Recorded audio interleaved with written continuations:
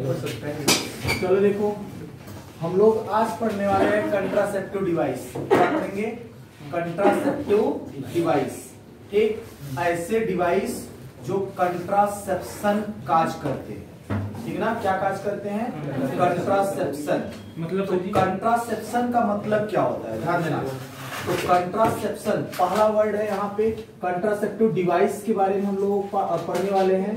तो आप कह सकते हो ऐसा डिवाइस, आप कह सकते हैं द डिवाइस विच, है ना, जो क्या करता हो, which prevent the pregnancy, the device which prevent the pregnancy. या आप ऐसे कह सकते हो the device which causes the contraception, causes the contraception, contraception. तो ऐसा डिवाइस जो कंट्रासेप्शन काज करता है, ऐसे डिवाइस को हम नाम देते हैं कंट्रासेप्टिव डिवाइस। अब यहाँ पे हमारे पास एक दूसरा टर्म है कंट्रासेप्शन। क्या है बेटा? कंट्रासेप्शन। तो कंट्रासेप्शन की बात करते हैं तो व्हाट इज द कंट्रासेप्शन?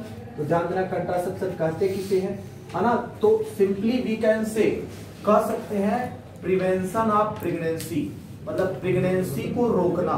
क्या कहलाएगा? कंट्रासेप्शन। प्रेगनेंसी कंसीव न हो पाए तो इसको कहते हैं कंट्रासेप्शन। तो आप कह सकते हो prevention of pregnancy, prevention of pregnancy. तो प्रेगनेंसी को रोकना कहलाता है कंट्रासेप्शन। क्या कहलाता है बेटा? Contraception. Prevention of pregnancy is called as the contraception. तो कंट्रासेप्शन किसके कारण होता है? कंट्रासेप्टिव डिवाइस के कारण। ठीक, अच्छा, अब हम आगे बात करते हैं। तो एक आइडियल कंट्रासेप्टिव की क्या प्रॉपर्टी होती है? Ideal contraceptive. तो आइडियल कंट्रासेप्टिव की प्रॉपर्टी हम देखते हैं। तो जो है कंट्रासेप्टिव को हम आइडियल क्यों कहेंगे? तो एक आइडियल कंट्रासेप्टिव कैसा होना चाहिए, ध्यान देना। आइडियल कंट्रासेप्टिव जो होगा वो जो है इजिली अवेलेबल होगा। कैसा होगा? इजिली अवेलेबल होगा। तो इजिली अवेलेबल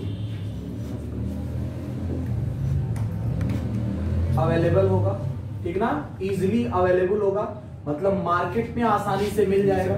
ठीक, अब आप कह सकते हो इजिली यूजेबल होना चाहिए। कैसा होना चाहिए? इजिली एंड फ्रेंडली, जो है फ्रेंडली यूजेबल होना चाहिए। यूजेबल, उसको हम आसानी से यूज कर सके। डिवाइस ऐसा होना चाहिए जो आसानी से मिल सके, जो आसानी से यूज हो सके।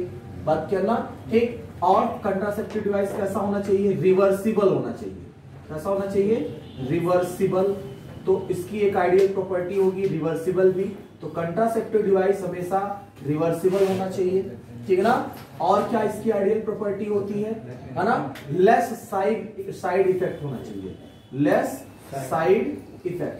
तो ऐसा कंट्रासेप्टिव डिवाइस जिसका साइड इफेक्ट बहुत कम हो, कहने का मतलब उसका लेस साइड इफेक्ट हो। क्लियर ना?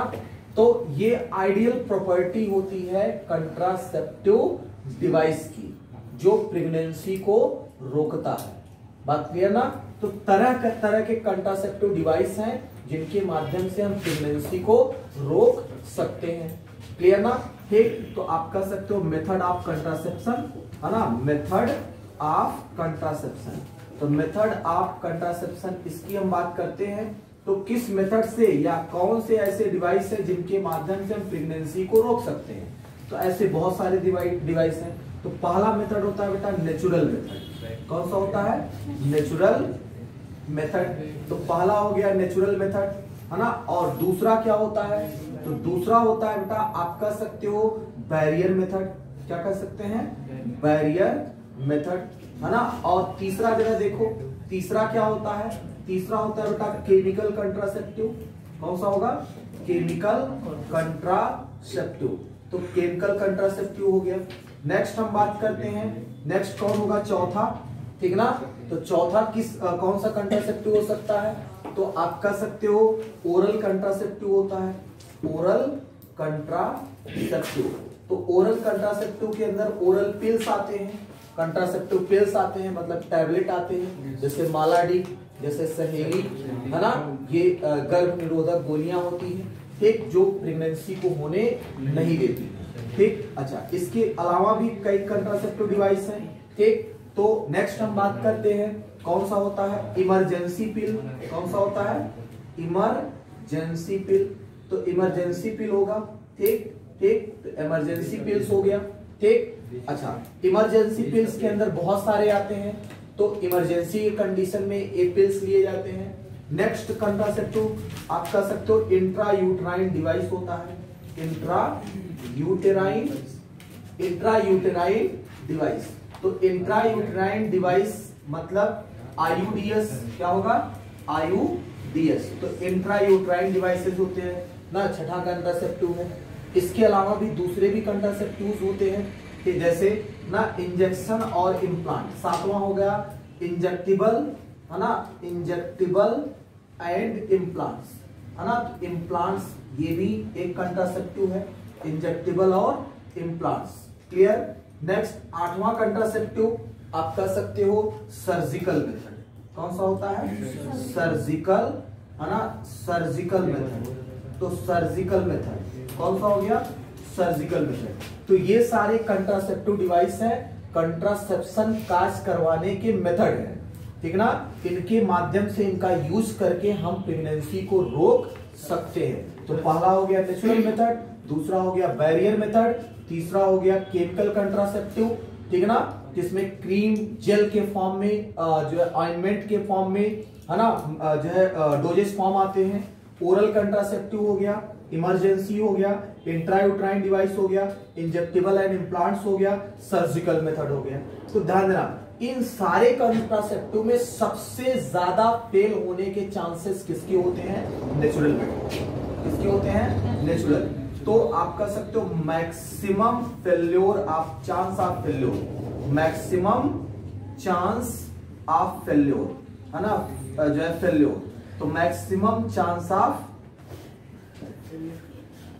फेल्योर, तो मैक्सिमम चांस ऑफ फेल्योर, सबसे ज्यादा फेल होने के चांसेस किस डिवाइस के होते हैं, नेचुरल मेथड के, बात करना। और सबसे कम चांस इसमें किसमें होता है ना, ओरल कंट्रासेप्टिव के। तो आप कह सकते हो मिनिमम, है ना, minimum chance of failure, minimum chance of failure. तो सबसे कम फेल होने के चांसेस किस कंट्रासेप्टिव डिवाइस के होते हैं, है ना, ओरल कंट्रासेप्टिव के। किसके होते हैं, ओरल, जो ओरल पिल्स आते हैं, जो माला डी आता है, जो सहेली आता है, ठीक। अच्छा, तो इंडिया में प्रेजेंट टाइम में फीमेल्स फ्रिक्वेंटली किस कंट्रासेप्टिव डिवाइस को यूज कर रही है ना, कौन से डिवाइस को, इंट्रा यूट्राइन डिवाइस, बात किया ना। तो आप कह सकते हो mostly used in India, frequently used in India, frequently used, है ना, यूज्ड इन इंडिया।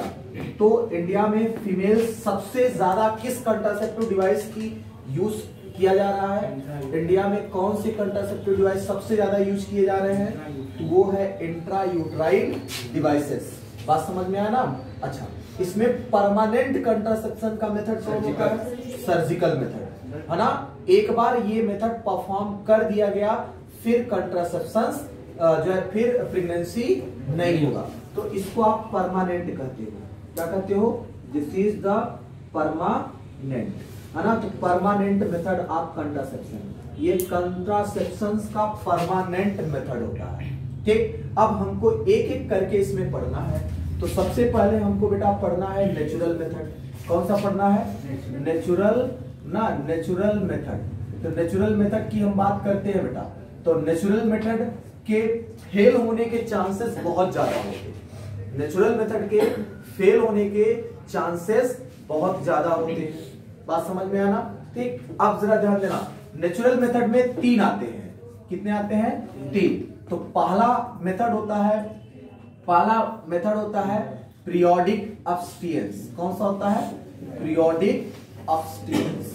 तो अब्स्टिनेंस, पीरियोडिक अब्स्टिनेंस, तो पहला होगा पीरियोडिक अब्स्टिनेंस ना, कौन सा होगा, पीरियोडिक अब्स्टिनेंस, ठीक है ना। तो पीरियोडिक अब्स्टिनेंस में क्या आता है, तो ध्यान देना, पीरियोडिक अब्स्टिनेंस में क्या आता है, तो इसमें हम टाइम को देखते हैं, है ना, सेफ टाइम और अनसेफ टाइम, क्लियर ना। जिस टाइम पर ओवुलेशन होता है उस टाइम पर हम है ना, इंटरकोर्स या सेक्सुअल इंटरकोर्स या क्वाइटस को अवॉइड करते हैं। बात करना, तो आप जरा देखो, तो इसमें सेफ जो है अनसेफ टाइम जो होगा, है ना, अनसेफ टाइम, तो अनसेफ टाइम कौन सा होगा? तो अनसेफ टाइम कौन होगा? तो मेंस्ट्रुअल साइकिल के 10वें से लेकर के 18वें दिन, है ना, मेंस्ट्रुअल साइकिल का 10वां से लेकर के 18वां, मतलब 10 to 18 डेज का जो मेंस्ट्रुअल साइकिल के 10 to 18 डेज का जो टाइम होता है वो अनसेफ माना जाता है, क्योंकि यही फर्टाइल पीरियड होता है। क्या होता है? फर्टाइल पीरियड, है ना। तो फर्टाइल पीरियड होता है क्योंकि 14वें दिन ओवुलेशन होता है। 14th डे क्या होता है? ओवुलेशन। तो ध्यान देना, 14th डे क्या होगा? ओवुलेशन होता है। तो जरा ध्यान देना, ओवा 3-4 दिन तक जिंदा रहता है, ठीक। 14वें दिन ओवुलेशन होता है। अगर इस बॉडी में स्पर्म, फीमेल के बॉडी में स्पर्म 13वें दिन पहुंचा, है ना, तो स्पर्म भी 2-3 दिन तक जिंदा रहता है, ठीक। तो ओवा 14वें दिन तक रिलीज होगा, तो स्पर्म उस ओवा को फर्टिलाइज कर सकता है। मतलब ओवुलेशन के 3-4 दिन पहले और ओवुलेशन के 3-4 दिन बाद तक फर्टिलाइजेशन हो सकता है, इसलिए इसको अनसेफ पीरियड कहा जाता है। तो इस टाइम पर क्या किया जाता है? अनसेफ पीरियड या फर्टाइल पीरियड में क्या किया जाता है? Avoid the sexual intercourse. तो सेक्सुअल इंटरकोर्स को अवॉइड करना चाहिए, करने मतलब क्वाइटस को अवॉइड करना चाहिए। बात करना, क्या? क्वाइटस को अवॉइड करना चाहिए।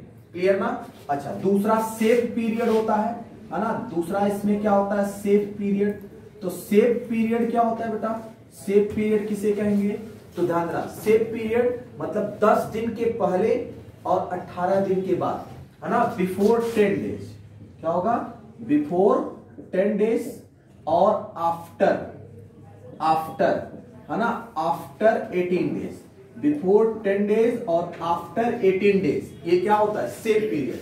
तो इस पीरियड में कोई खतरा नहीं होता है प्रेगनेंसी का, है ना, क्लियर। लेकिन इस मेथड के फेल होने के चांसेस भी बहुत ज्यादा होते हैं।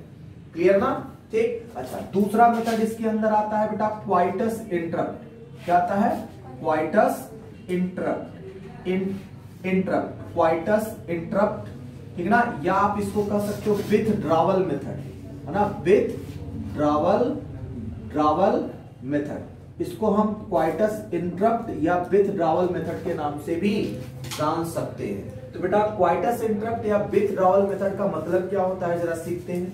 तो ध्यान देना, ड्यूरिंग द सेक्सुअल इंटरकोर्स के दौरान, है ना, इंसेमिनेशन को अवॉइड करना, ठीक ना, ड्यूरिंग द सेक्सुअल इंटरकोर्स या क्वाइटस के समय इंसेमिनेशन को अवॉइड करना, मतलब फीमेल जेनाइटल ट्रैक्ट पर स्पर्म को, है ना, जाने से रोक देना, मतलब, है ना, स्पर्म को इंसेमिनेट से होने से रोकना। तो आप इस मेथड में क्या करते हैं, है ना, क्या करते हैं? प्रिवेंशन, है ना, प्रिवेंशन ऑफ इंसेमिनेशन, है ना,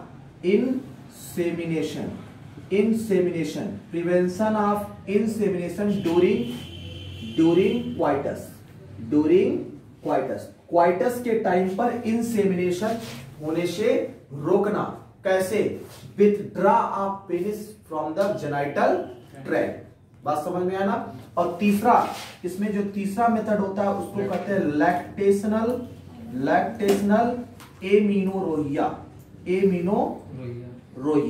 तो लैक्टेशनल एमिनोरोहिया कौन सा हो गया बेटा? लैक्टेशनल एमिनोरोहिया कौन सा हो गया? लैक्टेशनल एमिनोरोहिया। लैक्टेशनल एमिनोरोहिया का मतलब क्या है? ध्यान देना, लैक्टेशन मतलब मिल्क का फॉर्मेशन, मिल्क फॉर्मेशन। तो लैक्टेशन का मतलब क्या होता है? Milk formation. और एमिनोरोहिया मतलब क्या होगा? absence ऑफ मेंसेस का ना होना, इसका मतलब एमिनोरोहिया। और मिल्क का बनना क्या कहलाएगा? लैक्टेशन। तो लैक्टेशनल एमिनोरोहिया। तो ध्यान देना, जब कोई भी फीमेल में बर्थ होता है या पर्चुरेशन होता है, तो जस्ट आफ्टर पर्चुरेशन, है ना, बर्थ होने के तुरंत बाद से जस्ट आफ्टर पर्चुरेशन से लेकर के 6 महीने तक उस फीमेल में ना मेंस्ट्रुअल साइकिल ऑपरेट नहीं होगा। और मेंस्ट्रुअल साइकिल जब तक ऑपरेट नहीं होगा तो एग का मैच्योरेशन नहीं होगा। बात करना ठीक। ऐसा क्यों? क्योंकि जस्ट आफ्टर बर्थ फीमेल के बॉडी में प्रोलैक्टिन हार्मोन्स का अमाउंट या लेवल बढ़ जाता है, क्योंकि ना जस्ट आफ्टर बर्थ फीमेल के ब्रेस्ट में मिल्क का फॉर्मेशन होने लगता है और उस मिल्क को बनाने के लिए प्रोलैक्टिन हार्मोन्स की आवश्यकता पड़ेगी। और जब तक ब्लड में प्रोलैक्टिन हार्मोन्स की मात्रा ज्यादा रहेगी तब तक एफएसएच और एलएच हार्मोन्स नहीं सेक्रीट होंगे या उनका लेवल कम होगा। और इनके कम होने से या इनके ना सेक्रीट होने से ओवरी के अंदर ग्राफियन फॉलिकल का मैच्योरेशन नहीं हो पाता है, एग का मैच्योरेशन नहीं हो पाता है। बातें समझ में आ गया या इसका मतलब समझ क्लियर हो गया है ना? जो है आप कह सकते हो यहाँ पे जो टाइम होता है वो कब होगा, है ना, कब होगा? बर्थ से लेकर के, है ना, बर्थ से जस्ट आफ्टर बर्थ। क्या होगा बेटा? Just after birth, just after birth से लेकर के 6 मंथ तक, 6 मंथ तक, बर्थ से लेकर के 6 मंथ तक कोई प्रेगनेंसी नहीं होती, ये नेचुरल होता है। बात क्या ना, ठीक? तो ऐसा क्यों? Due to presence of prolactin, due to, है ना, due to presence of prolactin, prolactin hormones होने के कारण, है ना, प्रोलैक्टिन हार्मोन्स होने के कारण, है ना, फीमेल के बॉडी में एफएसएच और एलएच नहीं सेक्रेट हो पाता है, जिस कारण से ओवा का मैच्योरेशन नहीं हो पाता है। ओवा के एब्सेंस में क्या प्रेगनेंसी हो पाएगा? नहीं। तो ध्यान देना, 6 महीने तक बर्थ के बाद ओवरी के द्वारा ओवा का इजेक्शन नहीं होता है। बात करना, इसी को बेटा हम कहते हैं लैक्टेशनल एमिनोरोहिया। यहां तक बातें क्लियर हो गया? तो ये तो रहा बेटा नेचुरल मेथड, है ना। अब हम दूसरा डिवाइस पढ़ने जा रहे हैं, बैरियर मेथड। क्या पढ़ेंगे? Barrier method.